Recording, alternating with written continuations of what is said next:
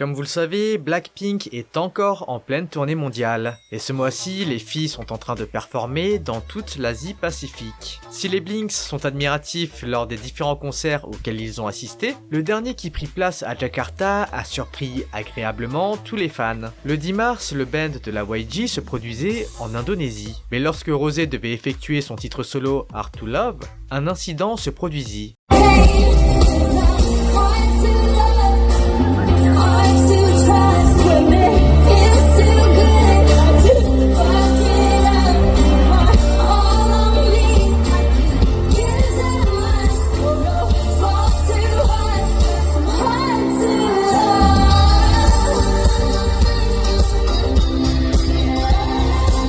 Durant la performance, la partie du col qui tenait la robe en place s'est détachée et s'est enlevée. Du coup, Rosé a dû tenir la robe afin de ne pas exposer son corps. Mais au lieu de paniquer ou d'arrêter la performance, Rosé continua à chanter tout en ayant demandé à un des danseurs de l'aider à remettre son col en place. Dans une situation qui était à coup sûr gênante pour l'idole, cette dernière garda son calme et continua à chanter, ce qui lui valut beaucoup de compliments de la part des fans. En fait, les internautes affirment que Rosé a vraiment été très professionnelle en se comportant de cette manière, et en gérant parfaitement la situation là où d'autres auraient pu simplement arrêter la prestation. En tout cas, les Blinks se disent fiers de l'artiste.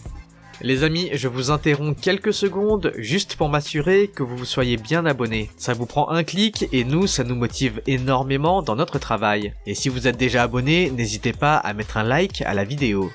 Mais Rosé n'est pas la seule à avoir été félicitée pour son comportement en live. Cette semaine, BI est également en pleine tournée asiatique, qu'il a nommé LOL The Hidden Stage. Et comme Blackpink, il s'est également rendu à Jakarta ce 11 mars. Cependant, à un moment donné, BI a décidé d'arrêter de chanter.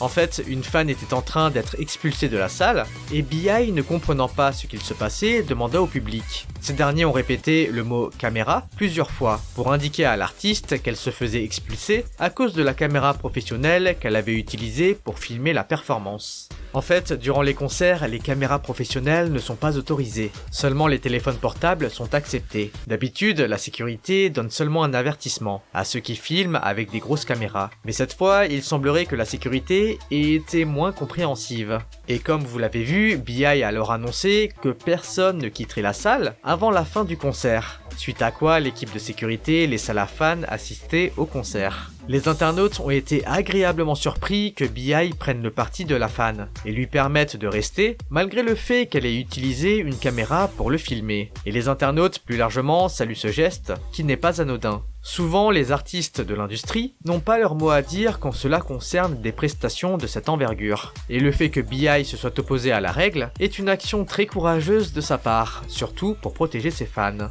Et vous, qu'en pensez-vous ? De l'autre côté, il y a également eu du nouveau concernant l'acquisition de SM. Pour rappel, depuis quelques semaines, HYBE est en processus de rachat des actions de l'ASM. Le rachat permettrait à HYBE de devenir actionnaire majoritaire et donc de prendre le contrôle du label de Lee Soo-man. Cependant, beaucoup de voix se sont élevées contre cette acquisition, qui, selon certains, détruirait le potentiel créatif du label, mais également des artistes détenus par l'ASM, comme EXO, Red Velvet, aespa ou encore NCT. Mais il y a quelques jours de cela, Lee Soo-man, le fondateur de SM, a adressé une lettre ouverte à la direction, aux actionnaires et aux fans, pour exprimer le fond de sa pensée sur la situation. Dans la lettre en question, Lee Soo-man indique que la K-pop est une aubaine pour la Corée, car c'est une industrie qui a permis au pays de s'exporter dans le monde entier. Il indique également qu'il a toujours pensé à ce que deviendrait le label lorsqu'il prendrait sa retraite, et précise qu'il voudrait que SM évolue et progresse. C'est pourquoi il aimerait céder l'entreprise aux mains de quelqu'un qui aurait de l'expérience, et non simplement à ses enfants par exemple. Il finit par dire, je cite, « Même s'il s'agissait d'un rival de SM, le succès de BTS est la fierté de tout notre peuple. Le président de HYBE, Bang Si-hyuk, est un producteur de musique qui, comme moi, a traversé une période difficile. » Pour beaucoup, cela sonnait comme la fin de SM, et comme si Lee Soo-man acceptait effectivement l'acquisition du label par HYBE. Cependant, il y a eu encore un retournement de situation juste après. En fait, depuis le début, les actions de la SM qui permettraient d'avoir le contrôle du label sont disputées par HYBE et Kakao, les deux entreprises souhaitant avoir un maximum d'actions pour devenir actionnaires majoritaires. Cependant, ce 12 mars, HYBE fit une surprenante déclaration. Dans un communiqué officiel, le label de BTS annonce se retirer du rachat de SM. Les raisons invoquées seraient que le marché de l'action serait en surchauffe, et le combat entre les deux entités pour s'accaparer SM aurait une mauvaise répercussion sur le marché de l'action, mais aurait également un impact négatif sur la valeur des actions de HYBE. HYBE précise que le prix de l'action, avec les offres publiques de rachat de Kakao et Kakao Entertainment, ont drastiquement augmenté. Résultat, le prix pour le rachat est beaucoup plus élevé que l'enveloppe prévue par HYBE. Le label finit par dire qu'il suspendait le rachat de la SM pour éviter des conséquences désastreuses sur son propre portefeuille boursier. Les fans, eux, se disent rassurés de voir que la SM gardera son indépendance et que les artistes ne performeront pas sous l'égide de HYBE, car de nombreux netizens pensaient que le rachat allait détruire les artistes de la SM et que la majorité des bonnes musiques iront en priorité aux artistes de HYBE. On vous tiendra au courant si du nouveau arrive. Les amis, on vous prend 10 petites secondes pour vous rappeler que vous pouvez devenir membre VIP en prenant l'abonnement payant de la chaîne. Grâce à ce dernier, vous avez accès à plein d'avantages et à un live privé dimanche avec nous. Bon allez, on passe aux actus feel good. Il y a de cela 3 ans, le 13 mars, Taehyung a drop le titre Sweet Night, qui faisait partie de l'OST d'Itaewon Class. Et comme prévu, le titre a marqué un record, celui de la chanson d'OST la plus streamée sur Spotify, mais également la chanson avec le plus de premières places dans l'histoire d'iTunes. Et pour célébrer les 3 ans du titre, les fans de l'artiste ont décidé de faire des dons à des associations. V-Union a par exemple fait un don à la World Heart Federation, qui lutte contre les maladies cardiovasculaires. Le fandom BTS V Australia a quant à lui fait un don à Kids Undercover, une association qui aide les enfants qui risquent de perdre leur domicile. Et BTS V Vietnam a fait un don alimentaire à des familles démunies sous forme de paquets cadeaux violets. La K-pop est souvent critiquée pour son côté too much, et ses fans des fois un peu trop envahissants. Mais ce genre d'action mérite d'avoir plus de visibilité et montrer au monde que malgré tout, les K-pop stans sont les seuls fans qui font preuve de ces élans de générosité initiés par les artistes. Félicitations au fandom. Cette semaine a également été marquée par le comeback de Twice. C'est avec le titre Set Me Free que le groupe de la JYP a release son 12e mini-album Ready to Be. Et le comeback a réussi à décrocher pas mal de positions dans les charts internationaux. L'album s'est placé à la 2e position dans le chart international d'iTunes et 3e dans le chart européen. En plus de cela, l'album a été classé au premier rang d'iTunes dans 17 pays différents. Le titre Set Me Free a quant à lui réussi à se positionner à la première place dans les top song charts d'iTunes dans 21 pays différents. Une belle réalisation pour les filles. N'oubliez pas que vous pouvez nous suivre sur nos réseaux Instagram, Twitch et TikTok pour ne rien rater. NMIXX a fait son comeback le 13 mars avec le titre Young Dumb Stupid. Si le titre a été assez bien accueilli, les internautes ont vite remarqué un détail controversé. Dans le MV en question, on peut y voir Haewon avec ce t-shirt. Le t-shirt en question affiche les mots charisma, uniqueness, nerve et talent, mais avec les premières lettres bien mises en évidence. Et si on prend ces premières lettres, on obtient ce mot anglais, qui est un mot assez vulgaire pour se référer aux parties intimes féminines. Cette fois, les fans ne s'en sont pas vraiment pris au label pour cette erreur, mais ont plutôt rigolé de la situation. Certains sont même allés acheter le même t-shirt. Heureusement, JYP a rapidement agi et a édité la vidéo le jour même pour supprimer les 2 derniers mots. Certains se demandent quand même pourquoi Lily n'a pas prévenu Haewon ou le staff, étant donné qu'elle est elle-même australienne. De son côté, après avoir rassemblé près de 300 000 fans lors de sa performance au Seoul Dome et au Japon, Treasure vient de commencer sa tournée asiatique nommée Hello Tour. Le band se produira tout au long du mois de mars et d'avril dans différentes villes sud-asiatiques telles que Bangkok, Manille, Singapour ou encore Jakarta. Lorsque les membres se sont rendus à Taipei ce 3 mars, l'accueil des fans à l'aéroport a été assez bien organisé. Les membres ont même eu droit à un déplacement dans le terminal en voiture. Cependant, le retour à Incheon ne fut pas aussi calme. En fait, lorsque les garçons sont rentrés en Corée, une foule de fans les attendait le téléphone à la main.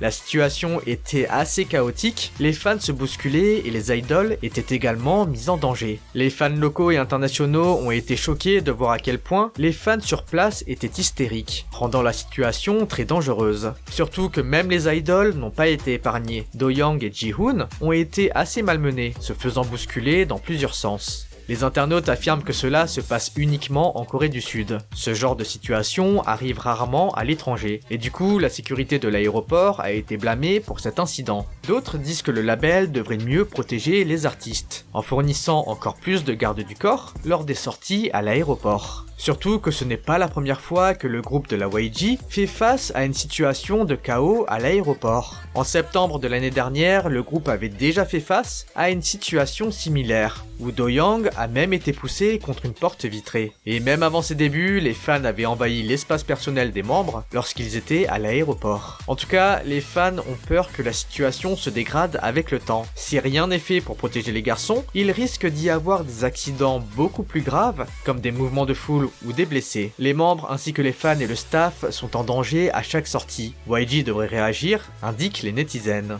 Finalement, cette semaine, c'est une polémique autour de Nayeon qui prit place. Alors que le comeback de Twice a eu lieu cette semaine, tous les regards se sont attirés sur les filles. Et le comeback en question a ravivé le sujet de la chirurgie concernant Im Nayeon. En fait, en janvier dernier, lorsque Twice était revenu de Los Angeles, les netizens débattaient en ligne concernant le look de Nayeon. Selon certains, l'idol aurait reçu des injections de Botox. En fait, les joues de Nayeon seraient trop enflées, ce qui serait dû à l'effet secondaire des injections. De plus, elle a également du mal à sourire. Du coup, les netizens se demandaient si elle n'avait pas dépassé la dose conseillée. Plus récemment, l'idol a également arrangé ses dents, qui étaient pour de nombreuses personnes la signature de Nayeon, ce qui était donc dommage pour certains d'entre eux. D'autres remirent sur la table la rhinoplastie que l'idol avait faite à ses débuts, affirmant que Nayeon a fait beaucoup d'actes chirurgicaux. Certains comparent même la membre de Twice avec Park Bom de 2NE1. Pour rappel, Park Bom avait été sous les feux de la critique pour avoir usé et surtout abusé de la chirurgie esthétique, ce qui la rendit méconnaissable comparé à ses débuts. Pour de nombreux Coréens, Park Bom est l'exemple même des conséquences néfastes de l'addiction à la chirurgie. Et les netizens disent qu'à ce rythme-là, Nayeon va également ressembler à Park Bom, si elle ne maîtrise pas vite son addiction à la chirurgie plastique. Les Ones, de leur côté, affirment que cela ne suffit pas à parler d'addiction,